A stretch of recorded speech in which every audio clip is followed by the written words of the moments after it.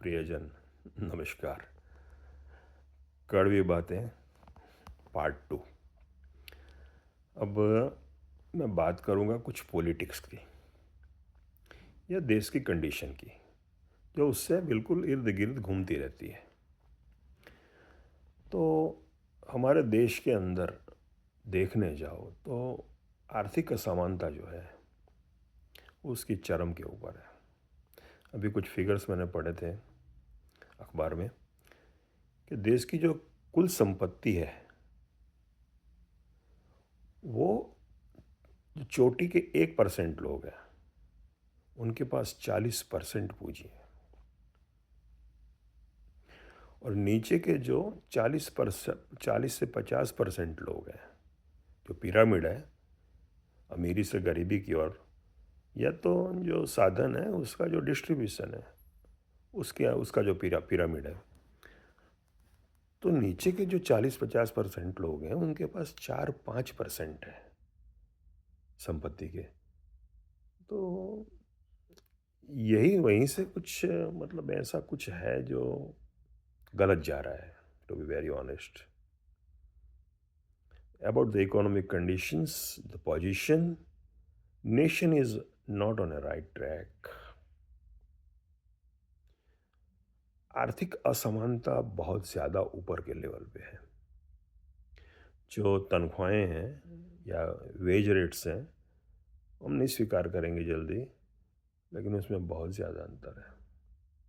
आप गांव में चले जाओ या छोटे कस्बों में चले जाओ, शहरों में चले जाओ, जो कोई दुकान पे काम करता है, छोटी फैक्ट्री में काम करता है, या ऐसी कोई कॉन्ट्रैक्ट लेबर पे काम करता है, वो 200 300 400 500 रुपये में रोज़ काम करता है।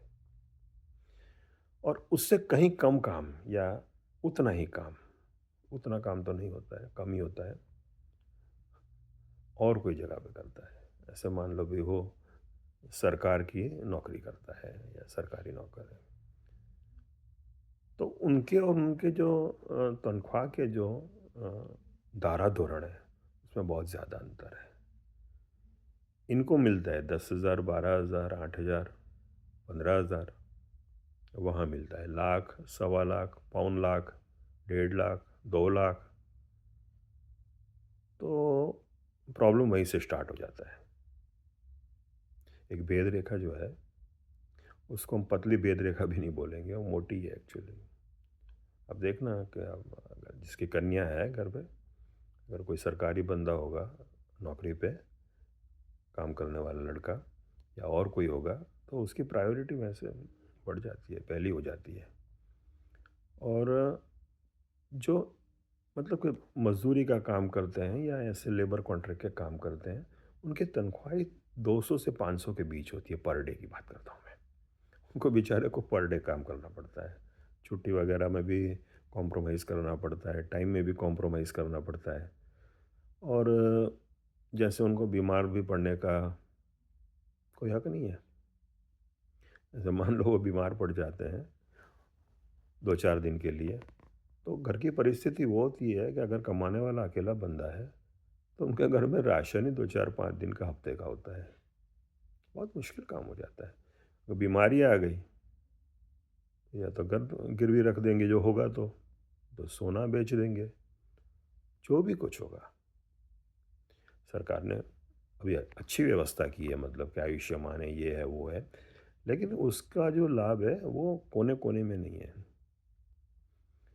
उसके लिए जो सिस्टम है उसको भी और ज़्यादा डेवलप करने की ज़रूरत है। तो उनका सर्वाइव होना बहुत मुश्किल हो जाता है। और देश की जो आबादी है उसका 50%, 60% हिस्सा ऐसा है कि जो महंगी दवाइयाँ, हॉस्पिटल के खर्चे, वो उनकी बर्दाश्त में नहीं है। और उससे आगे रिटायरमेंट के अंदर भी कुछ ऐसा ही है। कोई कोई रिटायरमेंट होता है जिसमें कुछ पूंजी मिलती ही नहीं है, और कुछ कुछ रिटायरमेंट ऐसे होते हैं जो पूरी ज़िंदगी की मतलब कि पूंजी भी काफ़ी इकट्ठी हो जाती है, और पीछे भी उनको 25-50 लाख करोड़ रुपया मिलता है, तो उनका तो रिटायरमेंट होता ही नहीं है। वो तो हर हमेश मतलब के नौकरी पे होते हैं। तो इसके बारे में भी थोड़ा सोचना चाहिए। डेमोक्रेसी और सब इक्वालिटी ये सब बातें बढ़िया हैं, लेकिन अमल के अंदर उसका जो धारा-धोरण है, नीति नियम है, application from the root of the heart, that is the main thing. तो सोचना पड़ेगा, करना पड़ेगा, तभी इसके फल मिलेंगे।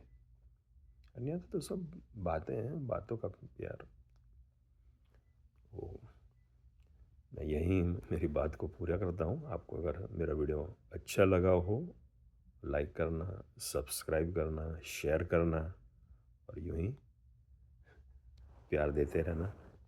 शुक्रिया, शुक्रिया, शुक्रिया।